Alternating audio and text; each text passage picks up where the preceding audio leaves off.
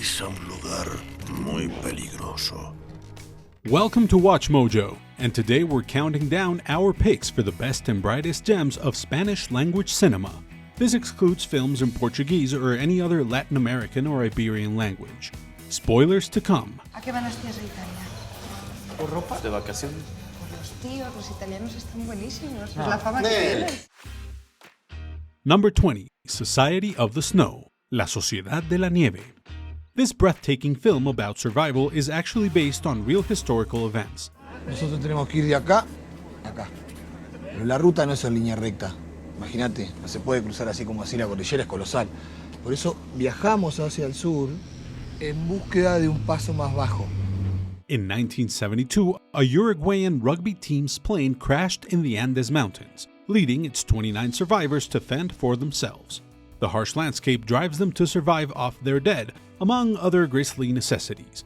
But through perseverance and teamwork, the rugby team managed to escape the mountains.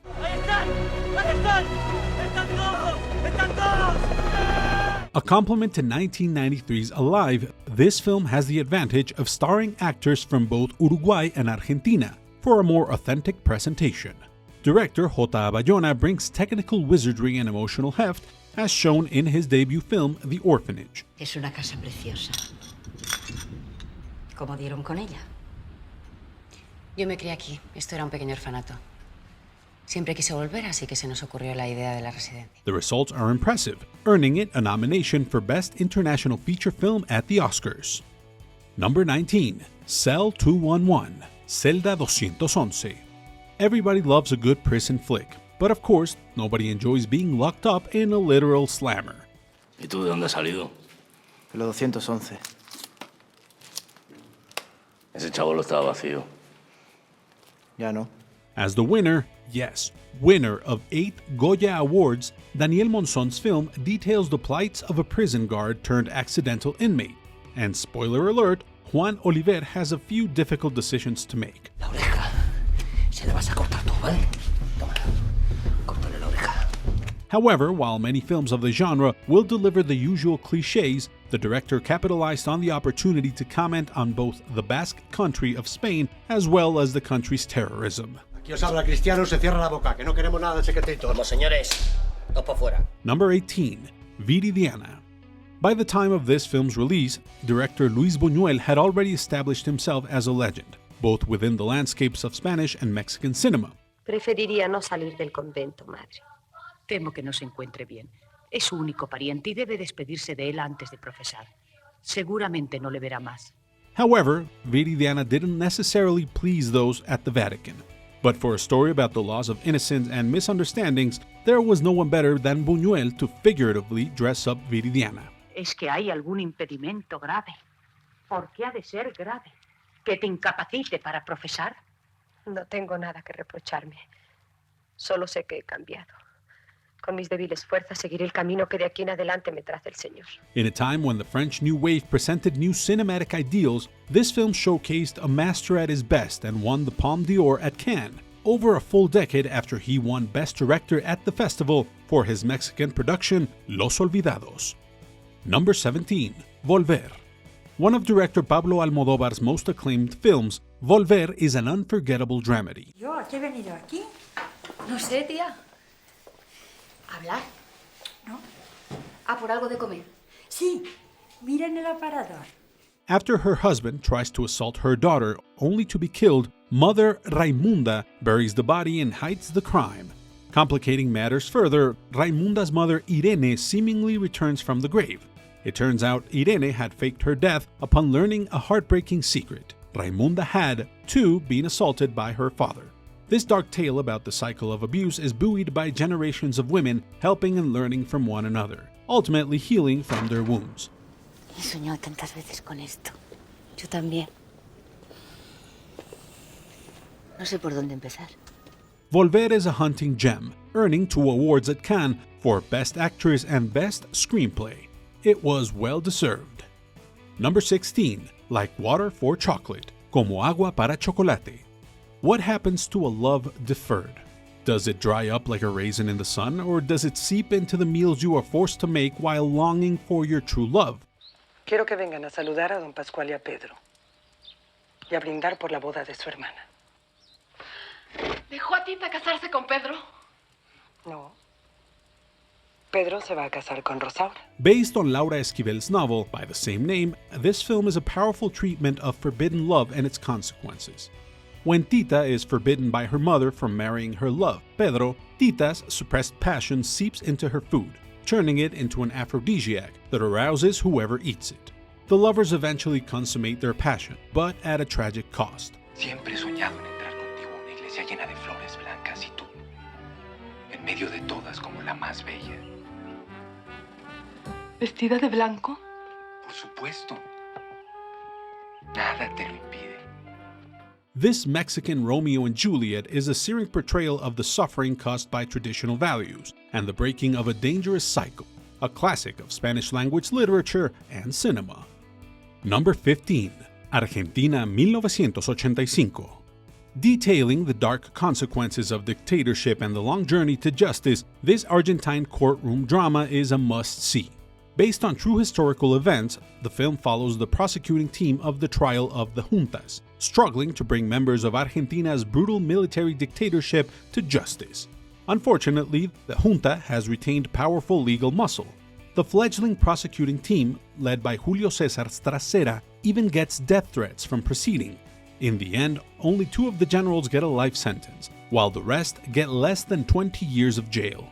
Well acted and directed, Argentina 1985 shows the long shadow of tyranny and the struggle for true justice. It justly earned his Golden Globe for Best Foreign Language Film. Number 14. Open Your Eyes. Abre los ojos. Before Penélope Cruz was a household name in America, she was already well known in her native Spain for starring in this original sci-fi production. No sé, tu casa es más personal. Y más cálida. ¿Más cálida? Sí, ¿Mi casa te parece fría? un poco. ¿Tú crees que yo soy frío? No lo sé. Directed by Alejandro Amenábar, Open Your Eyes investigates the perceived realities of a disfigured man and the dreams that would ultimately become his nightmares. By not forcing easy answers upon the viewer and fueled by the performances of Eduardo Noriega and Cruz, the psychological thriller combines realism and fantasy to deliver a narrative that will find a permanent home within your psyche. Dios, qué sensación. ¿El qué? ¿No te pasa a veces que te parece haber vivido ya un momento?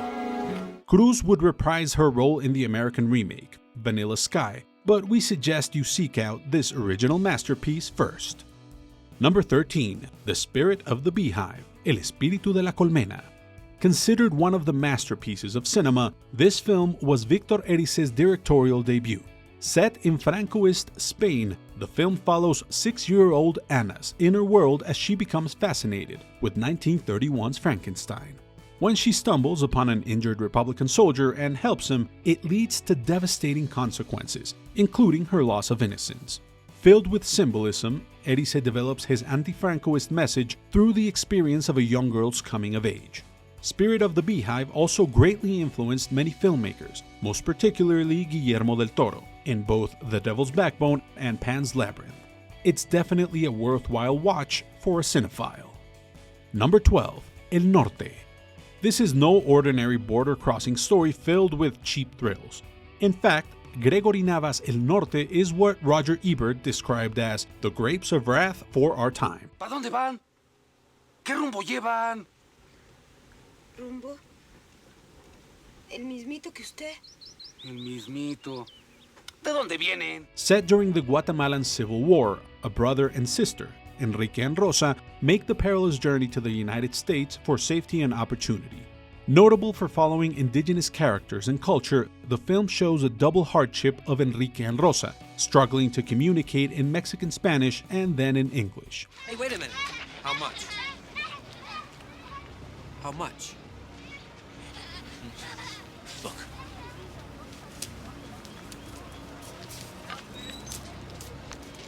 One day. They must deal with both Mexican and American discrimination and culture clash, surviving duplicitous characters and immigration raids. It's a heart-wrenching film, and it speaks to the universal desire for safety, opportunity, and belonging. Number 11. Embrace of the Serpent, El Abrazo de la Serpiente. This 2015 film portrays the destruction of the Amazonian rainforest and the indigenous way of life.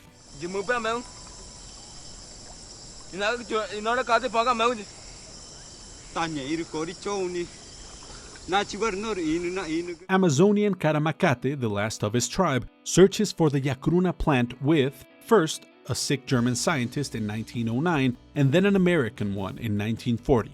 Throughout the film, Karamacate must contend with Western misuse of the fictional plant, which has hallucinogenic properties.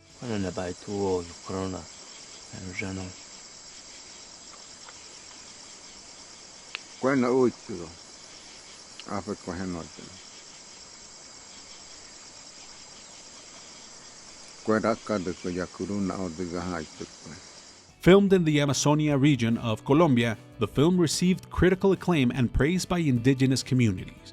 In 2016, it became the first film from Colombia to receive a nomination for Best Foreign Language Film at the Academy Awards. Number 10. El Mariachi. Before Spy Kids and Desperado, director Robert Rodriguez had $7,000 and a camera. This gripping film about a humble mariachi being mistaken for a drug criminal and fighting for his life is a great ride from start to finish. Esta ciudad era mi próximo paradero. El coco gratis al filo de la ciudad hizo sentirme que era la ciudad de la buena suerte. Rodriguez famously used non-actors in real-life locales, shooting it in the small Mexican town of Acuña. The authentic performances and budget limitations helped the film tremendously, avoiding typical action movie cliches. Thus, the transformation of an innocent musician to a radicalized and traumatized killer is organic and impactful. ¿Me mencionaste? No. Me dijo que el de negro es azul. Si se llama azul, ¿por qué no anda de azul? Fun tip: listen to Rodriguez's DVD commentary about the making of the movie. The details of Rodriguez's ingenuity are inspirational for aspiring filmmakers, and they're hilarious. Number 9. Wild Tales, Relatos Salvajes. This absurdist Argentine anthology film is clever, hilarious, and unforgettable. Soy crítico musical. Suena terrible, ya lo sé. No. ¿Rock? Ahora la querés arreglar. Comprising 6 satiric standalone shorts, the film explores themes of passion, vengeance, and rage to their oftentimes hilarious extremes. The best include Pasternak, in which the titular Gabriel Pasternak flies a plane filled with all the people who had wronged him in some way and crashes it. Another details 2 drivers get into a road rage incident, escalating to the point where they die together and get mistaken for 2 lovers.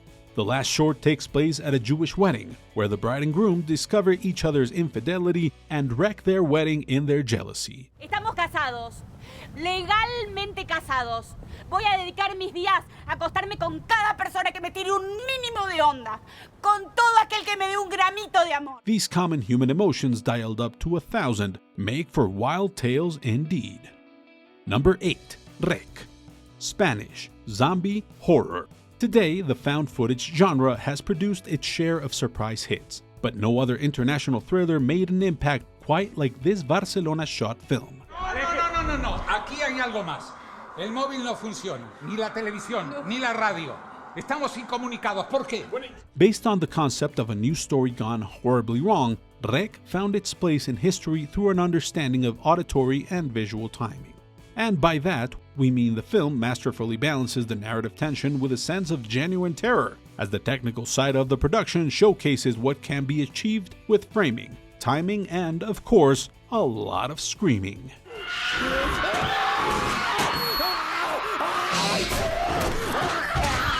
Number 7. All About My Mother, Todo Sobre Mi Madre. Pedro Almodóvar has long been recognized as one of the preeminent filmmakers of not only his country, but in general. ¿Quién te enseñaba a ti a hablar así? Tú preguntaste. Era una broma. By the close of the 20th century, he made a film truly ahead of its time, as All About My Mother deconstructed social taboos while presenting an otherwise deeply serious narrative with stylistic references to a bygone era of filmmaking. It's also an ode to all the mothers and women of the world. Además he llamado a tu madre. Vendrá a verte esta tarde. Mi madre. Just a few years later, Almodóvar once again floored moviegoers with another psychological study in Talk to Her. Number 6. Amores Perros. Kicking off the so-called trilogy of death, Alejandro González Iñárritu's drama thriller is a film that would change the modern landscape of Mexican cinema. Vente conmigo. ¿Qué? Sí, vente conmigo, ven. Vente, vámonos de aquí. Amid the three chaotic narratives of Amores Perros emerges a frenetic energy, heightened by the pacing of its director, the Mexico City setting, and the collective ensemble of actors, including future star Gael García Bernal. Te voy a estar esperando. Tú ya sabes si llegar o no. ¿Ahora sí entiendes? With dogs functioning as the symbolic representation of loyalty, Iñárritu digs deep into the essence of what makes us all tick and the cruel realities of the world in which we live. Number 5. Y tu mamá también. Rising to the immensely high standards set by Iñárritu the year before, director Alfonso Cuarón unveiled one of the most controversial films of the day by tackling sexuality, the political spectrum of his country, and the spirit of Mexican youths. Vuestras novias tienen mucha suerte de tener unos chicos tan majos. Charolastras, ¿sois fieles? Yeah, we will. Como debe ser, ¿no?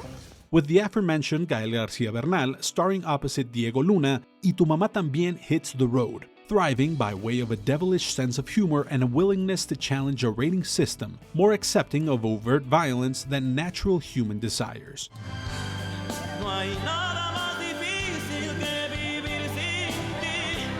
Following the success of this film, Bernal became a worldwide star after portraying a young Che Guevara in 2004's The Motorcycle Diaries. Number 4. The Official Story, La Historia Oficial. Argentina just keeps on winning with its historical dramas. Buenos Aires' wife Alicia is shocked to discover that her adopted daughter Gaby is one of the children of missing people, sold to rich couples. Usted se puede dar cuenta que esa nena que usted tiene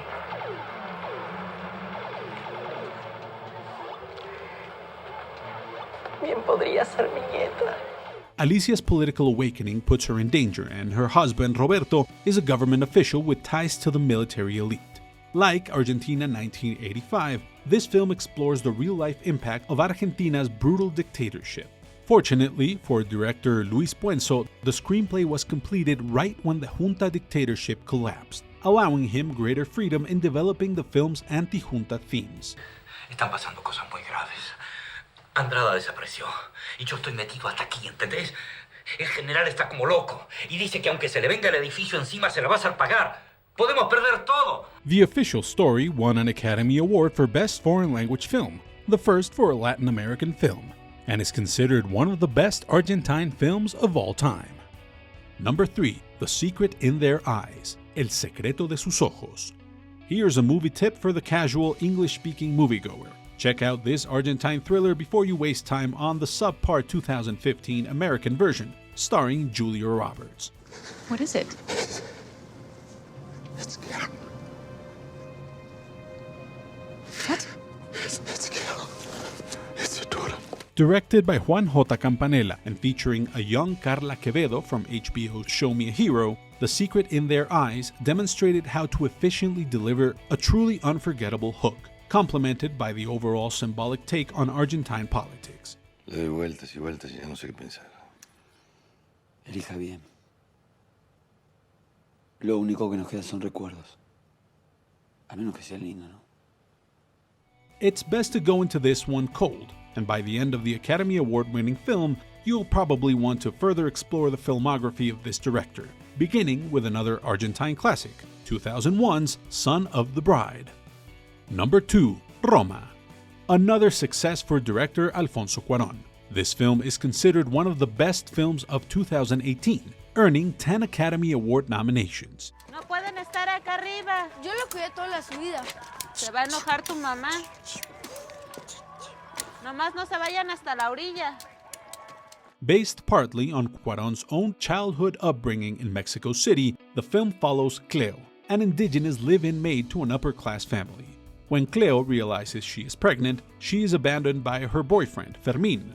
Instead, she finds support in her employer, Sofia, who is wrestling with her own husband's infidelity. As they shop for a crib, a student protest turns deadly as a paramilitary group arrives, with Fermín being one of the members. ¡Fermín, vámonos ya! ¡Fermín! Padre nuestro que estás en el cielo, santificado sea tu nombre, venga nuestro reino. ¡Ya! ¡Fermín! Praised for its indigenous representation, Roma also explores female friendship and solidarity in a violent, patriarchal world.